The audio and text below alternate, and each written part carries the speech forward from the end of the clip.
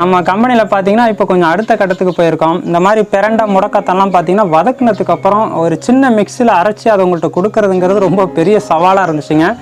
இப்போ பார்த்தீங்கன்னா இந்த மிக்சர் கிரைண்டர் மாதிரி ஒன்று வாங்கியிருக்கோங்க. இதோட விலை பார்த்தீங்கன்னா வந்து 20,000 ரூபா வருதுங்க, ஜிஎஸ்டியோட சேர்த்து. இது வந்து கோயம்புத்தூரில் வாங்கினதுங்க.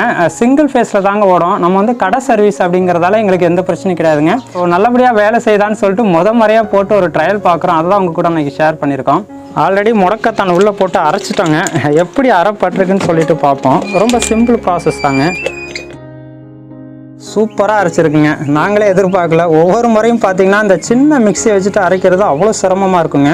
இந்த அரைச்ச ஊறுகாய் எடுக்கிறது ரொம்ப ஈஸி தாங்க. இது அந்த டில்ட்டிங் மிஷினுங்க. அதாவது பார்த்தீங்கன்னா நம்ம சாய்ச்சிக்கலாம்.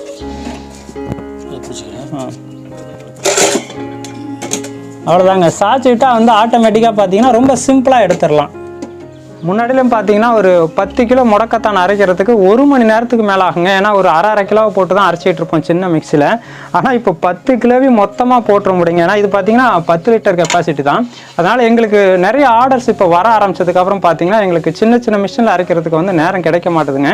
அதனால் இந்த மிஷின் எங்களுக்கு ரொம்ப யூஸ்ஃபுல்லாக இருக்குது. பிரண்டையை கூட ஈஸியாக அரைச்சிடலாங்க. ஆனால் அந்த முடக்கத்தான் அரைக்கிறது வந்து சாதாரண விஷயம் கிடையாது. ஏன்னா அது வந்து ஒன்னோட ஒன்று பின்னி இருக்குங்க. அதனால தான் என்னவோ தெரியல முட்டி வலிக்கு ரொம்ப சிறப்பாக முடக்கத்தான சொல்கிறாங்க.